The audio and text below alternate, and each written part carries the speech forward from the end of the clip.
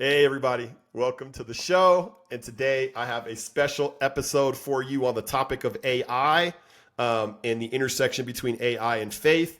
And joining me today, I have my two friends, Kai Blakeborough. What's up, Kai? Welcome to the show. Thanks for having me. And Chad Wooters. Chad, welcome. Thank you. Stoked to be here. All right. So these guys, I picked them because they are some of my favorite voices in that intersection between AI and faith, and having, I think, a well-reasoned approach to AI, but also this kind of hopefulness that they have. I think there's a lot of fear in the conversation, and I think there are some things to be wary of and concerned about. But at the same time, I also think I'm always going to be trying to coach people to operate with a hope perspective as opposed to a fear perspective. And so I'm going to let you two introduce yourselves a little bit. So you're going to tell us, a little bit about your company, what you do, and then what you're passionate about. And so, Chad, you go first, and then Kai. Cool. Yeah. So we got a company called Kairos Talks, and our business is helping other businesses with AI and automation. We just know that it's a really great time right now with this advent of technology to get involved. And I think the small business owners have the biggest opportunity to implement quickly and get ahead. So that's what we do. Awesome, man. And what are you passionate about? Passionate about just that, helping business owners. That's where it gets me amped to take someone's ideas, their passion, their calling, and see exactly how we can work together, or even not work together, but how they can take it to the next level. I think, unfortunately, we live in a world that too many people put each other down, and we have an opportunity to lift each other up as, in fellowship and as business owners to just do what we've been called to do. And that's what I just love to do. Yeah, man, love it. And if you want to dig deeper on Chad, Chad and I interviewed him a couple months, probably 3 or 4 months back. I got to interview you, and that episode is live on Kingdom Superpowers. Wooters.kingdomsuperpowers.com is where you can access that if you want to see it. Kai, tell us about what you do and what you're passionate about. Yeah, what I really care about is making AI accessible to everybody and empowering leaders to understand how they can leverage AI to rethink what they can accomplish through their mission.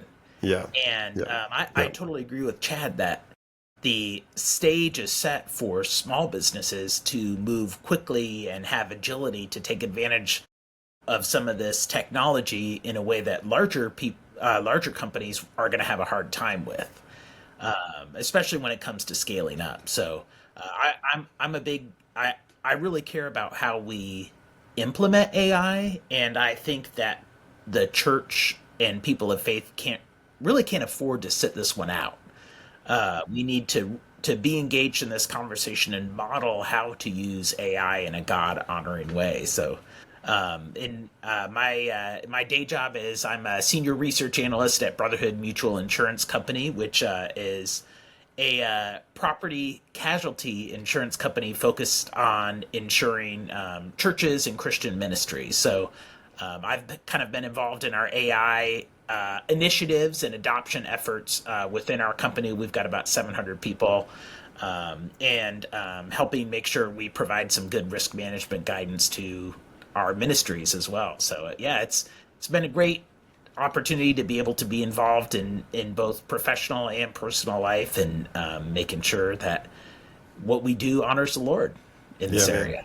So good. And both of you talk about AI a lot. Both of you have a lot of knowledge and experience, right? Like, it's a new technology. It's relatively new, but there are some people that I've identified that I think have put in the work and the time and the reps and the hours to, I think, be ahead of the game in terms of how they're conceptualizing it and how they're using it. And I think both of you are in that group. So Kai, can you tell us a little bit about your origin story with AI and what attracted you to it? What got you excited about it? Why have you invested so much time in it? Give us a little bit of synopsis there. Yeah, it really came from a wake up call. I think when generative AI in particular caught a lot of people's eyes was when chadGPT was first released to the public and made publicly available. chadGPT 3 back in late 2022, if I'm remembering my dates right. And so, kind of December, January 2023, I started using it and realized very quickly that this was the first tool that me, with a communications background, could leverage to my advantage without there being a technical barrier. And it's still really profound to me that you can just use natural language with these tools to get a lot of stuff done and to support yourself in amazing ways. So I was working in the legal department of our company at the time, and I kind of raised my hand to say, "Hey, we should be doing something about this, and we should really understand what the opportunities are and for the risks are for not just our company, but for leaders that we serve, because it's back in 2023, the conversation was somebody's using it and somebody's probably using it the wrong way. And there were some crazy hallucinations back in the early days. And so it was just really a great vantage point from which I could kind of wrap my arms around the issue and discover responsible uses. And now it's really become one of the main parts of my career. So it seems like a lot of things from my story kind of converged into this season, and I'm really grateful to have the opportunities to speak about it that I do. Can you remember how you felt? Can you remember like the moment where you're using ChatGPT and you're like, oh crap? Yeah. Like, do you remember that feeling? Yeah, there is a oh my moment, I think, for all of us, and I can't remember like the specific prompt, but what I recall is it started to tell me information I didn't know before. Yeah. In a way that was directly applicable to me. Yeah. That's when I figured out, hey, there's really something to this. That'll do it. Yeah. Yeah. For me, it was when my stepson Isaiah, who's like one of my best friends, he's like my buddy, like collaborator. We do all kinds of stuff together. But he showed me the story that he was prompting ChatGPT to write for him. So he's writing with it, right? He's using it to write. And I'm watching this stuff come out. I'm watching, and I had like a crisis. I had a crisis because I was like, if this thing can write this kind of stuff to this caliber, to this quality in 10 seconds, what does that mean for me as a writer? And I had that moment of like that feeling of like being pushed down on the evolutionary ladder, or whatever. For sure. And for me, it was kind of a fear response that I really had to like actually go and reckon with through prayer. I had to actually go and like be like, what does this all mean for me, Lord? Yeah. ChatGPT, tell us a little bit about your awakening with AI. Yeah, it's actually really funny. That's a funny word because I found out about AI when I worked for a company called Awaken to Sleep. And so sleep apnea, dental education type of deal. And a coach, a business coach of ours and a good friend said, hey, there's this AI thing, and I really think you should look into it. I think it'd really be cool for you. And I tried it out. I wasn't impressed. A couple months later, tried it out again, and I was just kind of blown away and just started learning it. And really, I only have one skill in life, and that's learning things. So I started really diving into it. Yeah, I love it. It's so fun. But I started diving into it. And I already had an automation background. And so pretty quickly started learning just how capable it is. And really where, for me, the first thing it did was it about 2 or 3x my output at work, my job. I mean, I was able to just get so much more done, replicate my style of writing and my copywriting and get things 80% there and then go in and do editing, which was something I did anyways, just as myself. And so now we're talking reducing my content production timeline to a third of what it was previously. And it just transformed that. And then the next kind of revelation was when I hired an assistant. I hired an assistant and I needed to train them. I needed to give them tools so that they could accomplish different tasks. And now AI allows me to have not me, but a pretty darn close version of me to help guide them and answer questions for them. And so when I investigated the automation side, I was like, oh my gosh, like the problem with automation was that you had to account for every variable or create kind of a dump for when things didn't match the criteria, and AI fixes that now too. So That led to us eventually starting our own company and doing our own thing. But it just, the first thing it did was immediately increase my production. And then also I lost about 20 pounds using it as well. So that was a big, I said, hey, I need to do a diet. Can you make me a recipe list and shopping list for smoothies? And I did smoothies only for 9 months and used only recipes from ChatGPT. And so it did recommend that I eat solid food, for the record. I just ignored that part of his advice. So, dude, that is wild, bro. I didn't know this story. What the heck, dude? Yeah, so it was, it did occasionally miss ingredients on the shopping list, but we made it work. But yeah, I had different smoothies, 2 meals a day for close to 9 months. It was awesome. So that's the company you could have created, AIsmoothie.com or loseweighthai.com, and you just, you went a different route, automation thing. Yeah. All right. So let's jump into it. So what would you say are the dangers of AI? And let's talk about the perceived dangers also. Like let's talk about what people that are coming to this interview are like what are their fears that they might be having? Let's talk about like perceived. And then let's talk about the ones that you think are actually real, the real dangers that exist. And let's see, Kai, you go ahead. I'll let you start off on this one. Yeah, well, there's so many different levels of that question, and I think that sometimes for people who are fearful or skeptical of AI, it can actually help to start more at the individual level. And tackle the dangers that it could pose to you.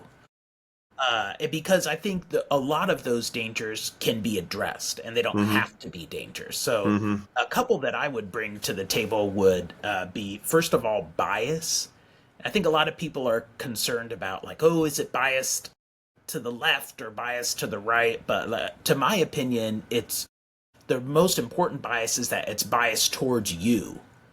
AI generally wants to please you, at least as to how these models are built. They want you to have a good experience.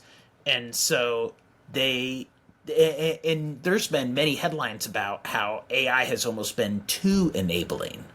Yeah. And that can lead you to make some bad decisions or actually maybe confirm or perpetuate some blind spots or some faulty thinking that you have if you use it to process, decisions or things that you're struggling with or things like that. And with that being said, there's definitely some dangers for using AI in support for mental health. And if you're having struggles with mental health, only turning to ChatGPT is probably not what you want to do. That human involvement and support and community as you walk through some of those some of those hard times or hard seasons is very essential. Yeah. And I think that and that goes on the faith side too. Like there's some spiritual alignment with that perspective as well. And then the last one I'd say before turning it to others to add to it is kind of the critical thinking danger. And if you've been on LinkedIn or X, there's been some studies that have kind of been misconstrued to say, "Oh, AI makes you dumber." I don't think that's true at all, unless you use it in a dumb way.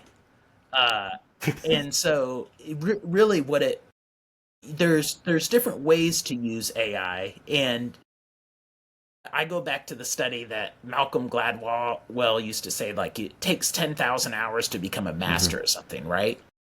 Well, AI can help reduce that gap for you. It's really great at helping you learn new things. But if you come with a spirit of taking shortcuts, do the thinking for me, it's just kind of obvious that, well, you're not going to learn then. You're not going to do the hard work of thinking through things. It's going to be the AI doing it for you.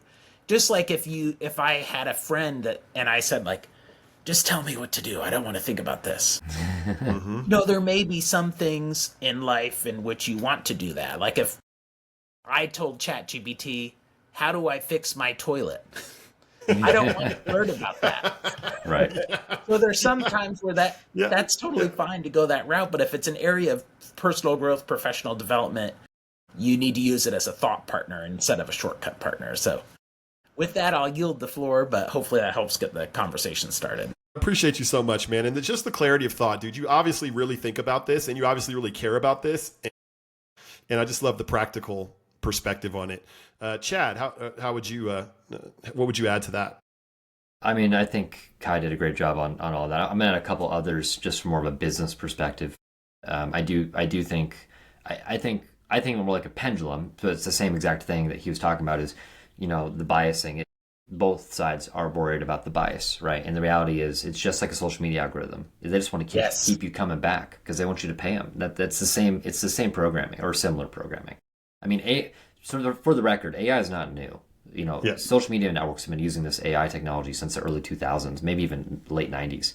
This is not new. This is just consumer facing now. And so 100% agree with all that. Actually, I want to comment on the study you mentioned, because there are studies that are talking about brain, like what you talk about, the fact that it's harming youth specifically in their development. And I think you're 100% right, Kai. It could also be that they're just dumb, and that's why. I'm just kidding, just joking. But if you're getting dumb results, that's a bad joke. But with that, we see that I believe that AI is best serves experts. It can be used by the general population, but an expert in their craft can spot when it's wrong, which is one of the things, the dangers of using AI. Now, with kids, and this is something I've had to work with my team, because we've got graphic designers and copywriters and all these different people who do all kinds of different things with us, and I insist that they only use AI to help them, because they need to learn the craft so they can get to the best product. And that's where we're seeing the danger of AI is that it's shortcutting. If you take it as a shortcut, if you're not using it to help you learn, but helping you to do the work instead, we will see a large separation gap in people who learn these things versus those who just use AI to do them. But this isn't new. I mean, this happened with calculators. How many students pass math and don't know how to calculate a square root of a number? I mean, it's the same exact problem that we see with other technology. It's not new. So that's one danger that's there, is the inability to learn because they're taking the lazy way out, which is a character issue. Not an AI issue, in my opinion. The second thing I would say is actually data privacy. A lot of people are using ChatGPT for free, which, look, don't get me wrong, it's really cool. Go get your free account. But you do not have the option on free to opt out of saving your responses as part of the larger network. So if you don't have a paid account, all of your questions, all of your data, your social security number, your birthday, your address are now part of ChatGPT's saved data that is publicly available. Yeah. So do not do that. One, I wouldn't recommend putting information, period. But if you do, at least have a paid account. Click the button that says "Do not use my data to improve your algorithm." That should, in theory, stop that from happening.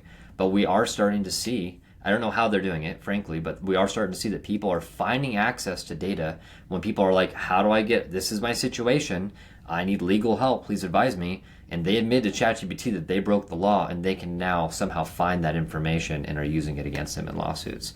So data privacy is a big one, especially for companies. If you've got like a proprietary process or something like that you want to protect, it's really important that you look into that. The next one I would say is simply this idea that AI is going to ruin a company. That because you're AI, something bad's going to happen, or AI is going to take things too far. And I think Kai said this super well earlier, in that there's a lot of things you can do to mitigate that fear.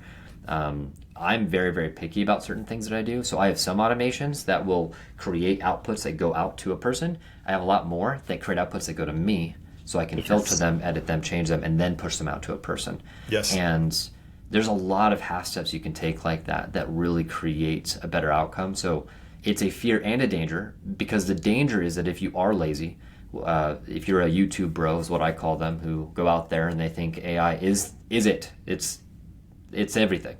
It's the smartest person in the world, and it can do everything for you. You see people who post, and back in the day, AI's gotten better. but you could always tell it was an AI post because it had an emoji to start, all capital letters, and an emoji to finish. Now, every social media post in the world started with that for a few days.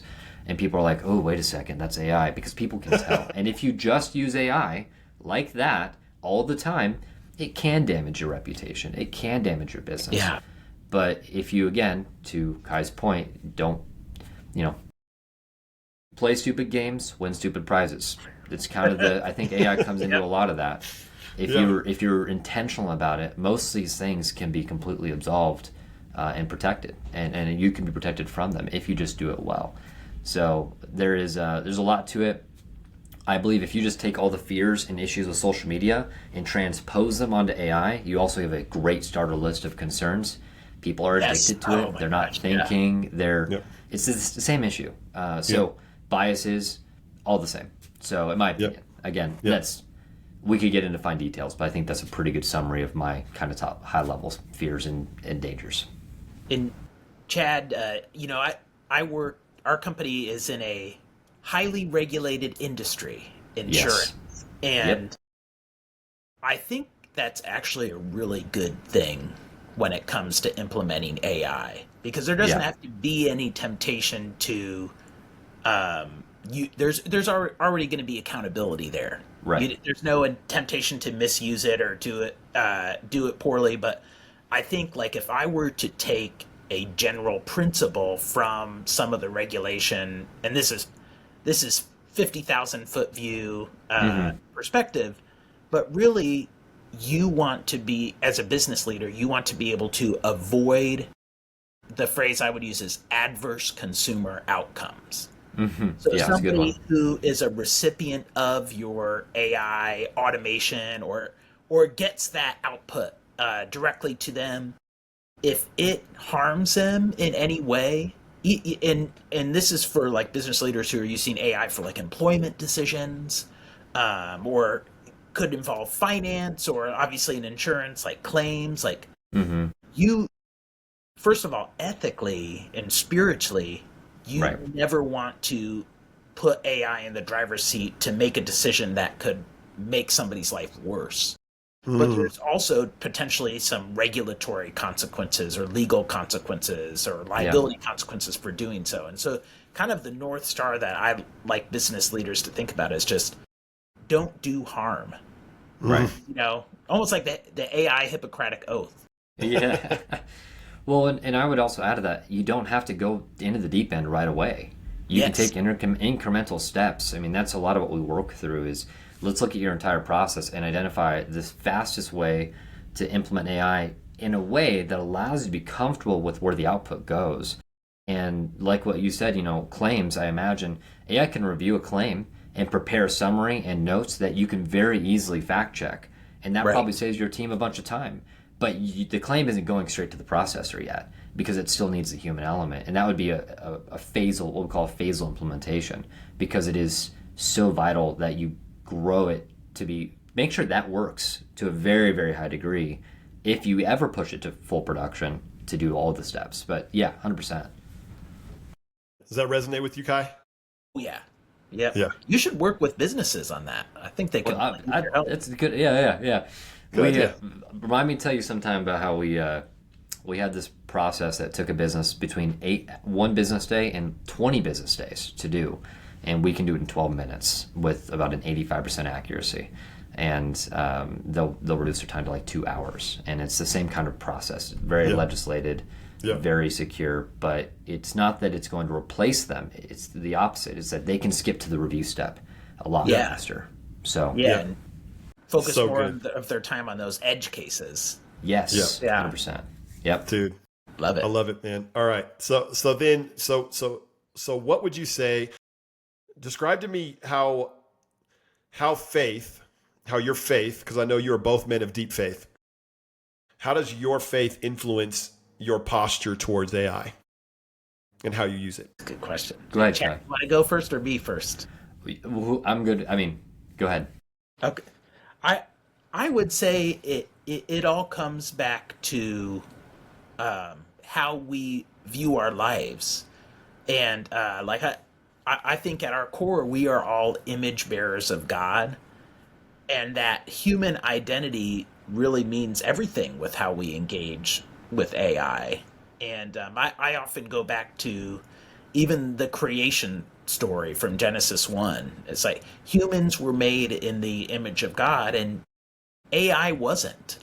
Mm-hmm. And we were uniquely created with the image of God, and God gives us the responsibility to be a steward of the earth and of His creation, and it I think that hierarchy is important to keep in mind because we never want to live in a society where humans are somehow serving AI or contributing to AI, where AI makes the decision. Like, no, the humans need to steward AI systems, just like Mm-hmm. we have the responsibility to be good stewards to the rest of creation. So I think that's one of the foundational principles that kind of defines what AI implementation should look like at a societal level. All right, now just dig. I'm going to pull on the thread there a little bit before we go over to Chad. How does that impact how you use it personally? Well, I am a big fan of the augmentative capabilities of AI, and Ethan Malik wrote a book called about co-intelligence. And so, like, even at Brotherhood Mutual, like, I've really tried to advocate for, like, let's go people first and then process, because if the people don't understand how to use these tools, then they're really just going to collect dust. And so I see it as a real empowerment opportunity, to, like, when we can connect people to the knowledge that they need to succeed and to thrive and to grow, then we're amplifying the value that they can add to the company. So yeah, I think that people first mentality has really come from that passion to treat people as image bearers of God. And again, before we jump over to Chad, I'm gonna say something that it makes me think of is the movie I, Robot. You remember I, Robot? Yeah, I Will love Smith. that movie. It's one of my favorite movies of all time, right? And the fundamental problem of that movie is solving. Spoiler alert for anybody who hasn't seen it. You need to watch this movie. It's so good. It's my favorite Will Smith movie that he ever did. They find out that this AI intelligence that they've built that basically runs traffic, and it runs all their systems, and it basically runs all the robots that people have that are helping society, has determined behind the scenes, like, oh, okay, humans are actually incapable of governing themselves. Y'all are you really can't, like, because I love you, right? I must now take fine control over society, and there's a massive AI robotic revolution that is happening at the end of the movie. That is the core problem that Will Smith and his merry band of misfits have to try to address, because they want to fight for humans to continue to be sovereign in society. Even though, what do when we're sovereign in society? We fight each other, we create wars, we disobey laws that lead to accidents, we drive drunk, like, you know what I mean? Like, yes, but the whole premise of the movie is better that than an AI that would do a better job ascending to be Lord over human choice, right? Like, profound, right? Like, profound prophetic, message from that movie. So yeah, for your next small group, y'all should watch iRobot. It's got a bunch of good action scenes too. Really good. Really good. Yeah.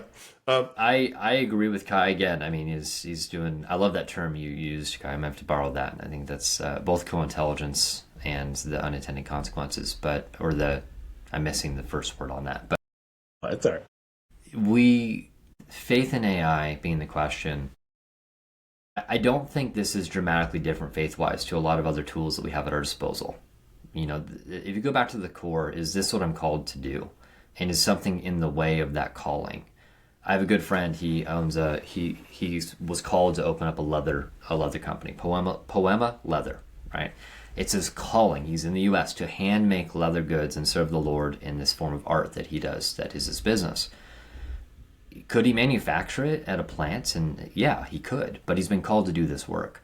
So I think where AI really shines is that fact that now, if you look at, again, back to small businesses, and not that big businesses can't benefit from it. We are seeing, I mean, Microsoft laid off like 15,000 people this year because AI is buying them back more time. Like, it's already happening. But AI should be being used to give you back more time, to allow you to focus on things that you are uniquely skilled and qualified to do. You know, we've got AIs in our team that, you know, review content. Like, we have a couple clients that we prepare content for, and I have to check a lot of the content because it's very, very technical in a lot of ways.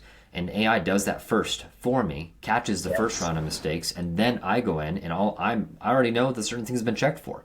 So I can save, you know, cuts my time in half when I'm doing that. Yes. Like AI that does grammar. I mean, all kinds of stuff.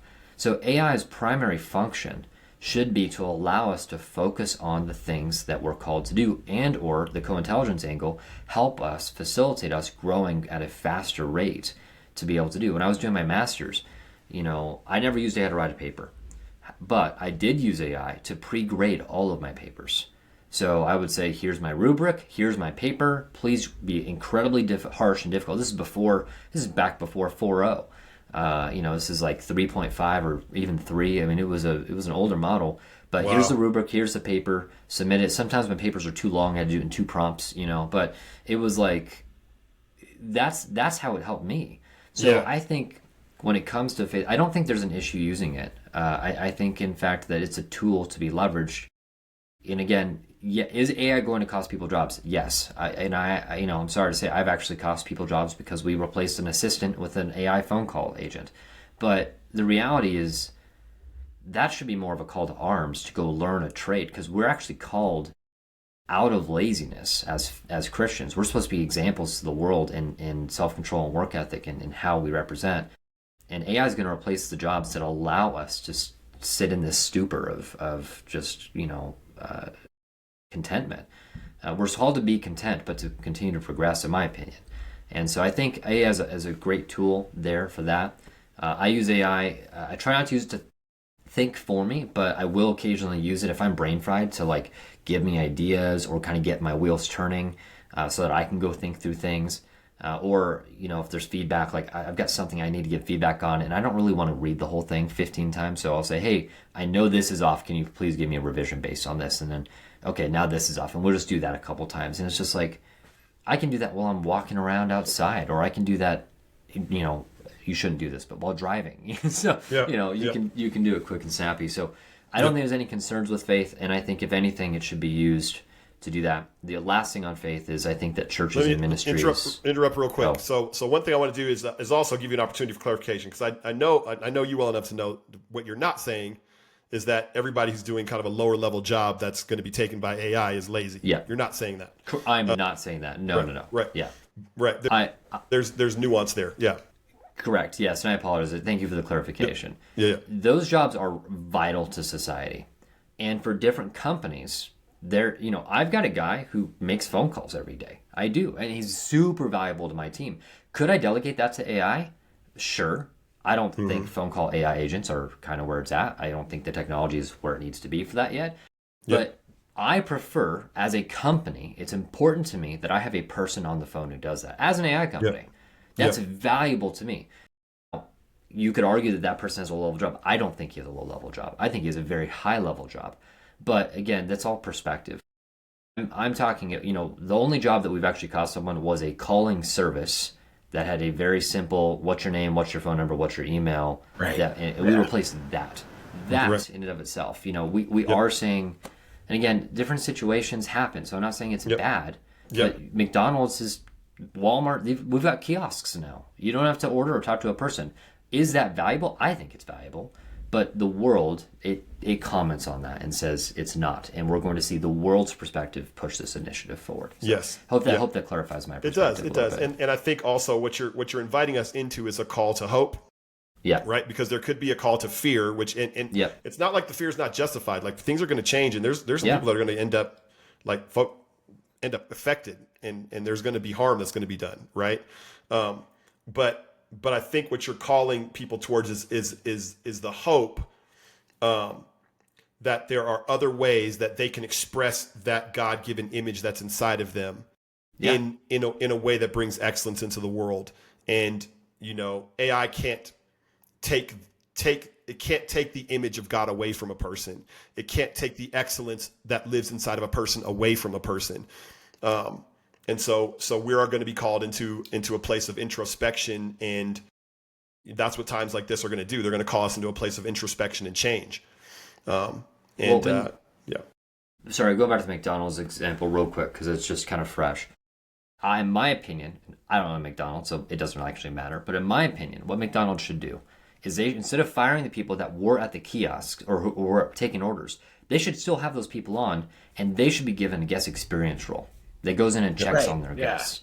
Yeah. That's what AI should be used for. So it's not really a replacement. That's not going to happen. McDonald's is a machine. But that's what should happen. So in the reality is in your job, it's not going to replace you. It's going to give you an opportunity to go focus on the thing that you should be doing, the most impactful thing that you can do.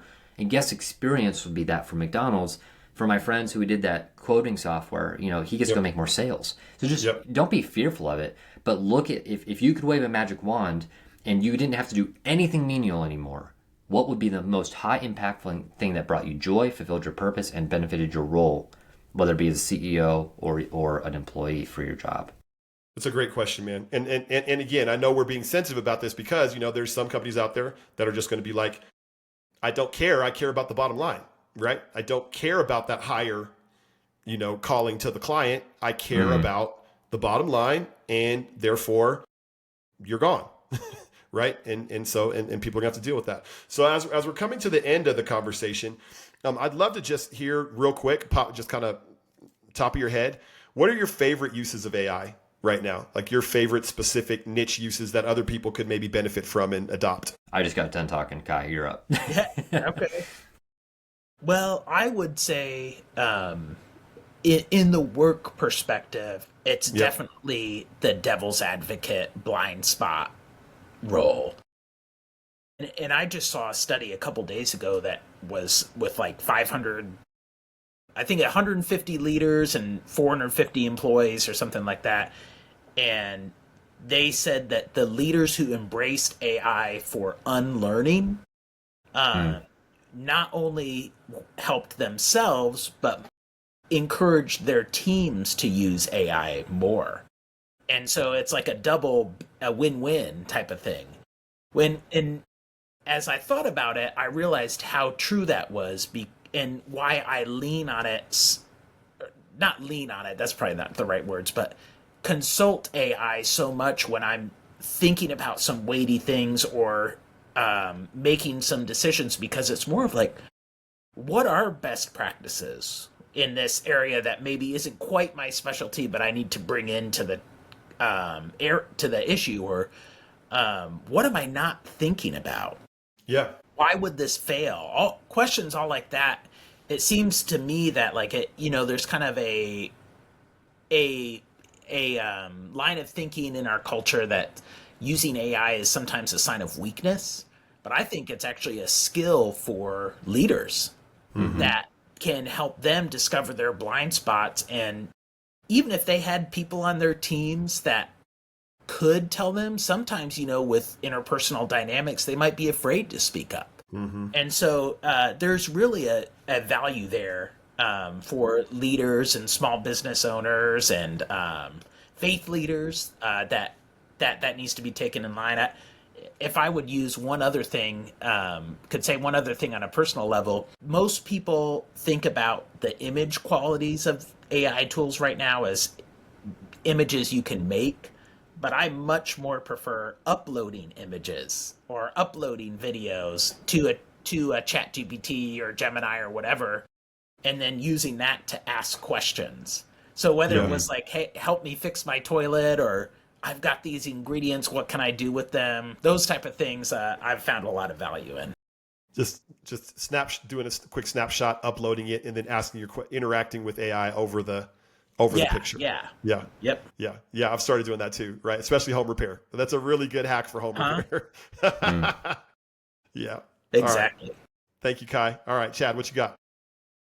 Yeah, I think AI is a giant part of our day. So it's, I can give you a gigantic list of things that we do. I don't, I would say, and this isn't a problem I've had per se, but I know a lot of people struggle with email writing, and there's just no reason that should be a struggle for most people anymore. Because, I know guys who used to spend 20, 40, 50 minutes writing a single email in their day, and you can literally voice type to your phone what you want to say and ask it to format it all pretty like for you and copy and paste that into Google.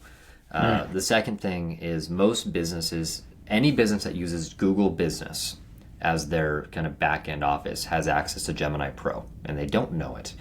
Wow, And I didn't know that. yeah, so it is a gigantic opportunity.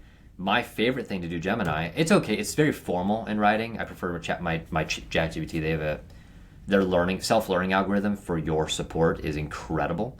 So that's really powerful. But I just do deep research on like random topics like all the time. So, and it doesn't cost me anything more than I already pay for my business account. So that's pretty awesome. What is deep research for those who don't know?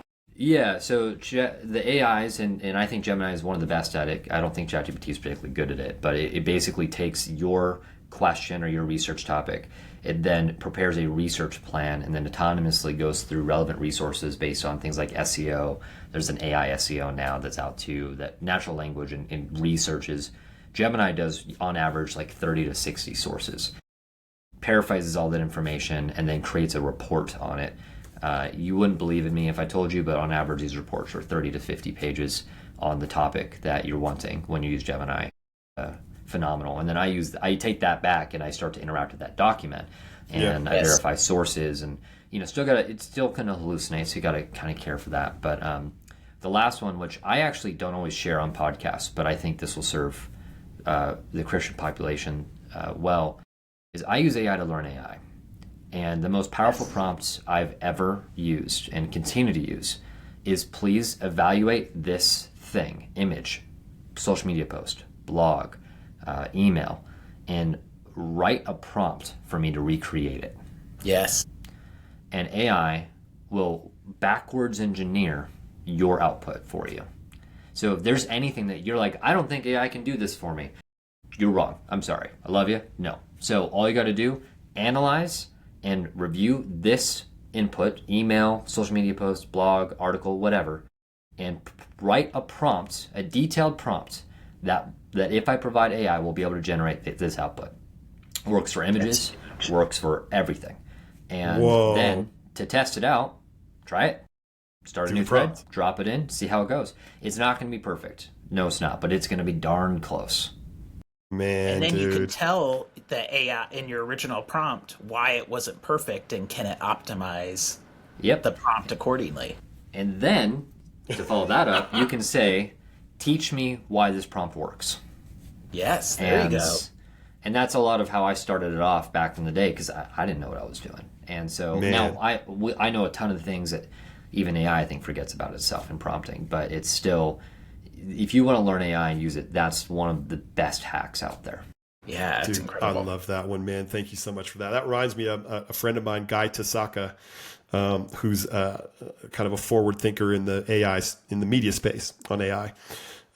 Talked to me about how he's using some of these coding systems to generate software, and how he's actually using ChatGPT to generate the prompts to put into the coding systems. So he's actually not even having to use natural. He's basically using AI to create the prompts that he's using to prompt the next platform to create the product. And so, just again, kind of a meta use of AI, like what you're describing. And it makes so much sense because AI knows how to best interact with AI itself. Right. So like, how can you best talk to yourself in your language? Yeah. And I mean, think about that. That's just such a, and by the way, if you have a virtual assistant or any kind of assistant, if you ask yourself that question, how do I prefer to receive feedback? How do I prefer to have this interaction? You're going to have the best answers. So it's not a big stretch to go that far with AI. Yeah. Very cool, man. Brothers, thank you for sitting with me today. This was very enlightening, man. A couple of really good takeaways. Also, I think people are going to be able to use in their practical lives and their consideration of how to engage with this with this technology that's not going away. Kai, thank you for joining us. Oh, yeah. I feel like we were just getting started. I know. It's a problem. It's a consistent problem. Chad, thank you for joining us, man. Yeah, no, this has been a pleasure. Kai, very well spoken. Really thought you brought a lot of value here. And I apologize if I offended anyone by calling them dumb or assuming they're lazy. That's not my intention nor my heart. Dude, although if Chad, you are dumb and lazy, I don't know what to tell you. I'm sorry to let you out of luck. Just kidding. Chad, you're a great dude, man. Chad, you get to know Chad, man. If you don't know Chad, you need to get to know this guy, and you need to get to know Kai. They're incredible human beings. So thank you for joining us, and we'll continue to try to help you think through some of these philosophical, moral, faith, and then practical considerations when it comes to AI. And we'll see you next time. Take it easy, everybody.